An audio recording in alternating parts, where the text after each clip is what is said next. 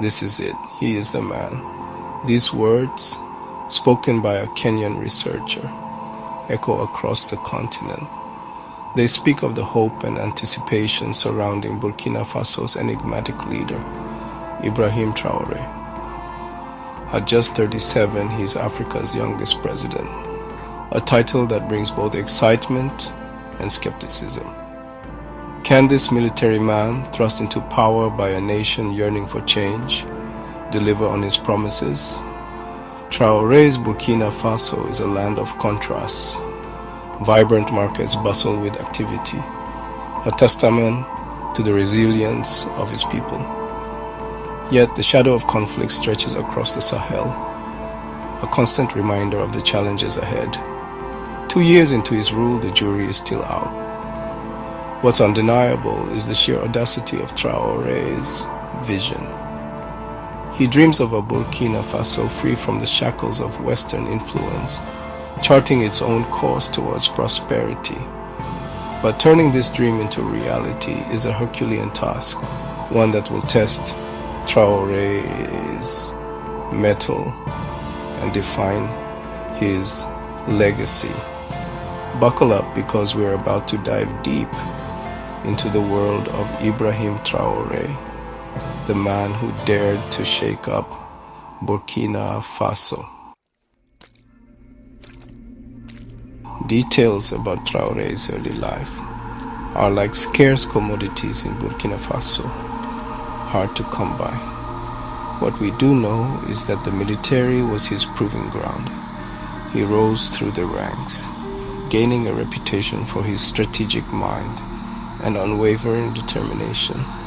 But the barracks couldn't contain his ambition for long. Burkina Faso in the 2010s was a nation grappling with its demons. Jihadist groups, like predators sensing weakness, tightened their grip on the countryside. The government seemed powerless to stop the violence, its legitimacy eroded by corruption and a perceived subservience to former colonial masters. Enter Ibrahim Traoré. In 2022, he spearheaded a coup, seizing power with promises of security and a clean break from the past. It was a gamble, a roll of the dice that could have easily backfired. But for Traoré, it was a risk worth taking. He was done playing by the old rules. The young captain, now thrust onto the global stage, became a symbol of hope for many. Here was a leader who understood their struggles, who spoke their language. But could he deliver? Imagine inheriting a house on fire. That's essentially what Traoré walked into.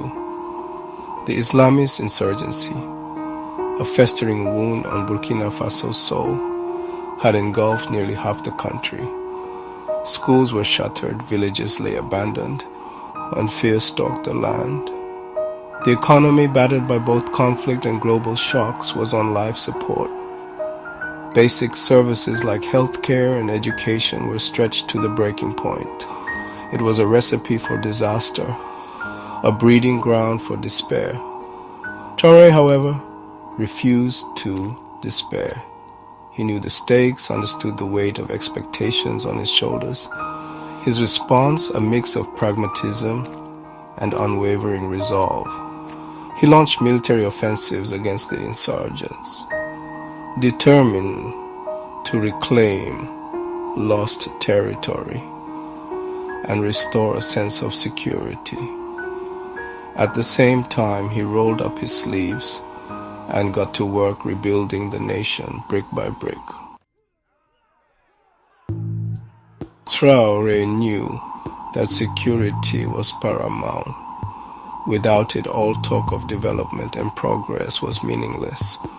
He threw everything he had at the insurgency, deploying troops, bolstering intelligence, and even enlisting the help of civilian volunteers. It was a brutal, unforgiving fight. The insurgents, masters of guerrilla warfare, melted into the vast Sahel landscape, only to reappear with deadly force. Victories were hard-won, setbacks were inevitable. Yet slowly but surely the tide seemed to be turning. The army, reinvigorated by Traoré's leadership and bolstered by new equipment, began to push back. Captured towns and villages were slowly repopulated, a flicker of hope returning to weary eyes. The insurgency wasn't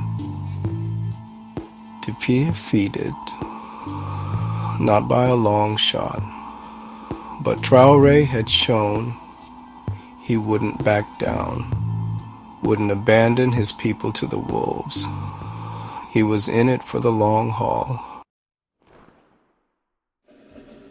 Section 5. The Economy, Traoré's Gamble. Restoring security was only half the battle. Traoré knew that for Burkina Faso to truly thrive, its economy needed a radical overhaul, a jolt to the system. And boy did he deliver a jolt. He nationalized gold mines, declaring that the country's resources should benefit its people, not foreign corporations. He imposed stricter regulations on foreign companies, demanding a greater share of the profits and a commitment to local development. These moves sent shockwaves through the international community. Some praised Traoré's boldness, his willingness to challenge the neo-colonial economic order. Others criticized his methods, predicting economic ruin and scaring away foreign investment. Only time will tell who was right. But one thing is for sure, Traoré wasn't afraid to take risks, to bet on the potential of his own people. It was a gamble, but one he believed was essential for Burkina Faso's future.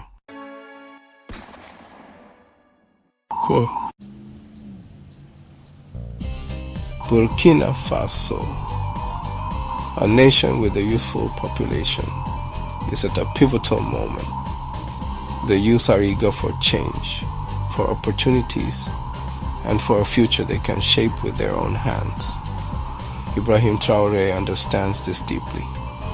He knows that the energy, creativity, and passion of the young people are the keys to unlocking the country's potential. It's a time for new ideas, for innovation, and for the youth to step into their roles as the leaders of tomorrow. On the global stage, the dynamics are constantly evolving. Countries like Burkina Faso are navigating a complex web of international relations, economic pressures, and geopolitical shifts. Ibrahim Traoré is aware of these shifting sands and the need for strategic alliances. He is working to position Burkina Faso as a resilient and adaptive player, ready to engage with the world on its own terms. The challenges are significant, but so are the opportunities. Under Ibrahim Traoré's leadership, Burkina Faso is striving for a new era of prosperity and stability. His vision is one of unity, progress, and self-reliance. He is focusing on building a robust economy, ensuring security, and fostering a sense of national pride. Traoré believes in the power of community and the strength that comes from a united people. His journey is just beginning, but the foundations he is laying today are set to shape the future of Burkina Faso for generations to come. Thank you for joining us on this exploration of Ibrahim Traoré's journey and the future of Burkina Faso. If you found this story inspiring, please share it with others. Stay connected with us for more stories of leaders making a difference around the world. Together we can learn, grow, and support the change makers of our time.